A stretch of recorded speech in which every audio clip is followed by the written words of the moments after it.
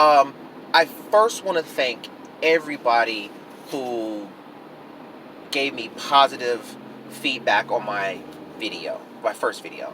That really was just a rant, and I was feeling emotional because I have some students that really, really, really, really need some help. And I beat myself up on my hour and a half drive home. How am I going to help these kids? How am I going to help these kids? Because at my core, I believe in accountability, and I'm not going to socially promote any of my students. At the end of the day, 1 plus 1 is 2. You put 3 in the paper, well, I'll see you next semester. We'll do it over again. Um, but there are a lot of things that come into mind when I start thinking about why these kids are not successful. So this video is going to be more based talking to the teachers as opposed to talking to the parents. And when I say teachers, I'm not just talking about classroom educators. I'm talking about anyone who's in a position to mentor, help, or judge a young person that is in a socio-economically disadvantaged community. Let's just call it the hood. Let's call it what it is. It's the hood, right? I grew up in the hood, and I teach in a community that is worse off than the community that I grew up in. And so, like, these kids would have thought that I was rich growing up, but I grew up, I thought we were struggling. Last week, I had a situation with a parent, and I'm talking to this parent about her child's behavior, which was, granted, off the chain. I mean, when I say off the chain, this was off chain. It was just horrendous, right? And I was thinking, while we're having this conversation, my child would never do that. And then I realized I'm right. My child would never do that. My child knows better. But in order for my child to know better, I have to know better. My child has everything that has made me me.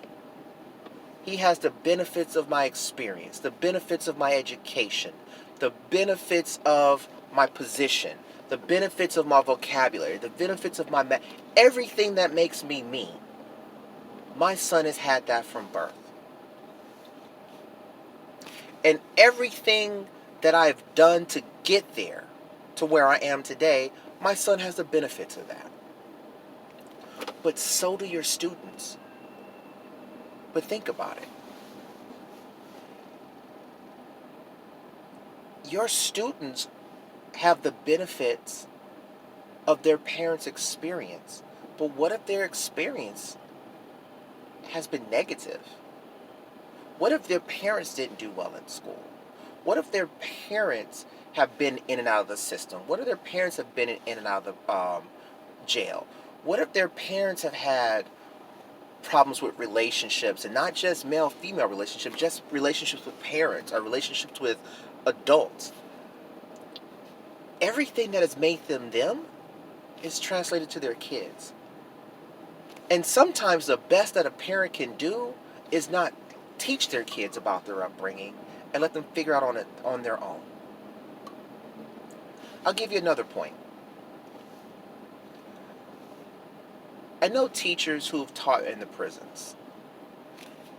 And in the prison system, there's usually some event, some activity that that person did to get them into prison or into jail. And then their life changed. Well, just imagine your students. It wasn't just one event that got their parents into the community for which you're teaching. It's been a series of events, from their high school, from their education, to their upbringing, to their parents, to their choice to do or not do drugs, for their choice to join or not join a gang, from the trauma that they may have had as a child has landed them in a community where people live at or below the poverty line. And now they're expected to raise their child or children and get them out of that community. But how? Can you understand the dilemma of, I'm raising my child in a community that is not the best community, but I have to have my child proud of where they are? Do you teach your kid to hate where they live? No. Mom works hard, dad works hard, whomever, grandma, whomever works hard to provide this roof over your head, and you respect and you appreciate it. But how do you teach them how to get out? So that's something that I want you to think about. And I don't have the answers, and I can't tell you that I know what to do.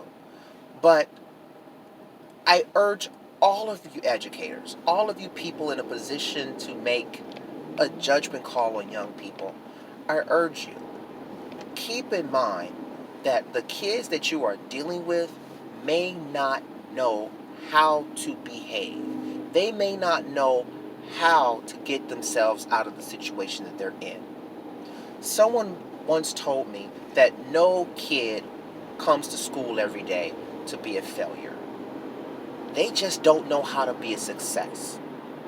And while you can't save every kid, you can keep that in mind and think to yourself, who can I help? Who can I teach? Who can I show? Anyway, have a good day. God bless.